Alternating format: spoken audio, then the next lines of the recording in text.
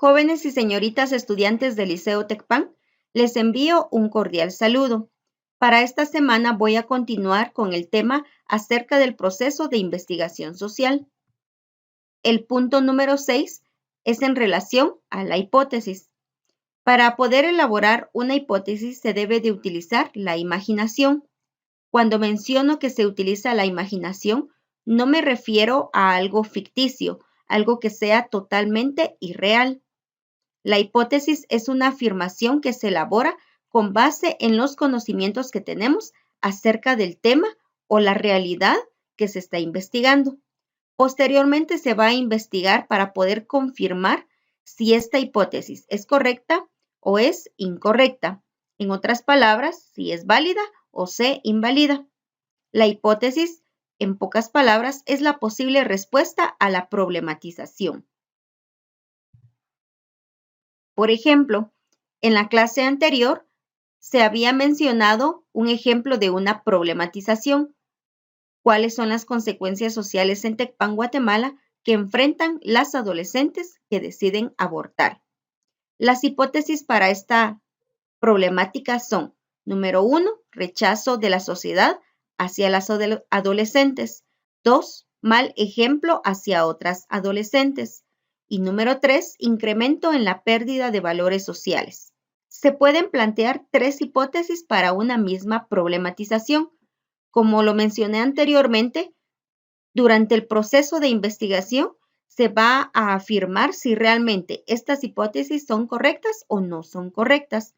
Incluso de las 3 hipótesis puede que una sea válida y las demás no. Puede que 2 sean válidas y una no. O que las 3 sean válidas o incluso que ninguna de ellas sean válidas. Es por ello que simplemente estamos utilizando la imaginación para poder deducir cuáles serían las posibles respuestas a la pregunta que está planteada anteriormente. Paso número 7, ¿cómo redactar un objetivo?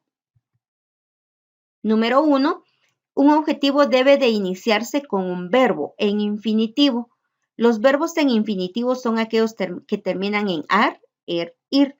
En otras palabras, que no están conjugados. Por ejemplo, definir, identificar, que tenga un resultado alcanzable y delimitado. Un objetivo debe ser totalmente alcanzable. En otras palabras, algo que sí pueda lograr. Y cuando menciona la palabra delimitado, significa que de preferencia mencione el lugar específico donde se está realizando la investigación. Debe llevar el tema y también el problema.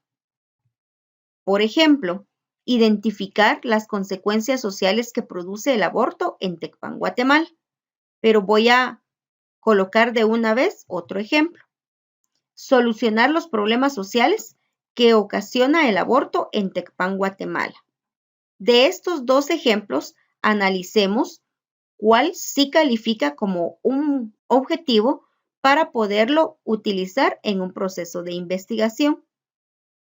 Número 1, debe llevar el verbo en infinitivo y ambos sí están en infinitivo. El primer ejemplo dice identificar y el segundo solucionar.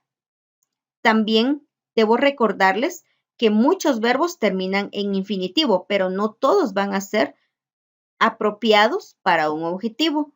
Por ejemplo, si yo utilizo el verbo saltar, sí termina en ar, sí cumple con que sea infinitivo, pero ¿cómo puedo utilizar ese verbo en un tema como lo que es el aborto? El verbo reír, el verbo llorar, son verbos que sí están en infinitivo, pero no me van a ayudar para poder redactar un objetivo. Eso es algo muy importante que usted tiene que tener en claro. Siguiendo con el análisis de ambos objetivos, dice ahí que tiene que tener un resultado alcanzable. El ejemplo número 1 dice identificar las consecuencias sociales. ¿Será que yo sí puedo identificar cuáles son las consecuencias sociales? Definitivamente sí. El segundo ejemplo, solucionar los problemas sociales que ocasiona el aborto en Tecpan, Guatemala. ¿Será que realmente nosotros con el proceso de investigación podemos solucionar todos los problemas sociales? definitivamente no los podemos solucionar. Entonces, este segundo ejemplo no aplica para poder ser un objetivo, porque lleva una parte que no es alcanzable. Dice ahí que debe estar delimitado. Ambos están delimitados porque dice de una vez en Tecpan, Guatemala. Incluso se puede delimitar más porque hablar solo de Tecpan, Guatemala, estamos hablando de casco urbano y todas sus aldeas. Podemos ubicarlo definitivamente en el casco urbano, en una zona, en una colonia o en la localidad donde usted vive. Debe llevar el tema y problema. ¿Cuál es mi tema? El aborto. ¿Y cuál es el problema que me he planteado? Las consecuencias sociales que va a producir el aborto.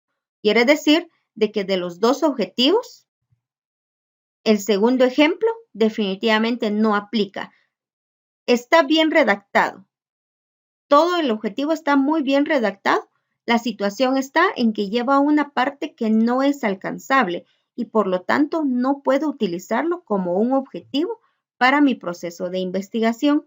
Sin embargo, el ejemplo número 1 sí aplica a todas las condiciones que he mencionado con anterioridad. El punto número 8, definición metodológica. Se refiere al tipo de método a utilizar dependiendo del tipo de investigación. Hay 3 ejemplos. Están los cuantitativos, cualitativos y el método mixto. Cuantitativos porque van a prevalecer lo que son los datos numéricos, es decir, los datos estadísticos. Por ejemplo, cuando se realizan los censos. En un censo se está buscando el número de personas que habitan en el hogar, el tipo de casa, si es de bloc, de adobe, ladrillo, lámina, o por ejemplo, las condiciones en las que se vive, si se tienen todos los servicios básicos, si los niños están vacunados y otra serie de datos que se pueden buscar a través de una estadística. Entonces van a ser métodos totalmente cuantitativos, pero también están los cualitativos en donde se van a trabajar datos en donde yo voy a hacer un estudio de casos, como lo dice ahí.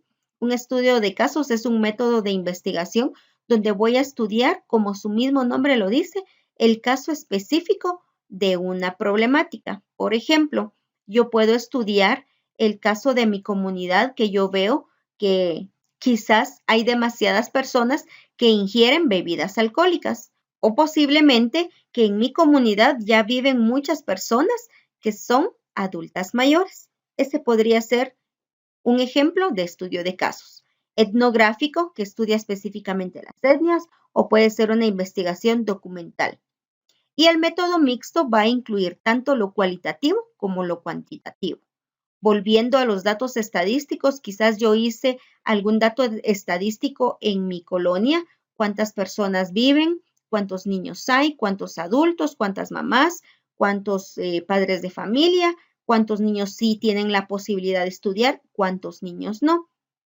Pero posteriormente yo voy a presentar esos datos no en forma estadística, sino que yo voy a venir y lo voy a redactar en párrafos, dando también una opinión personal.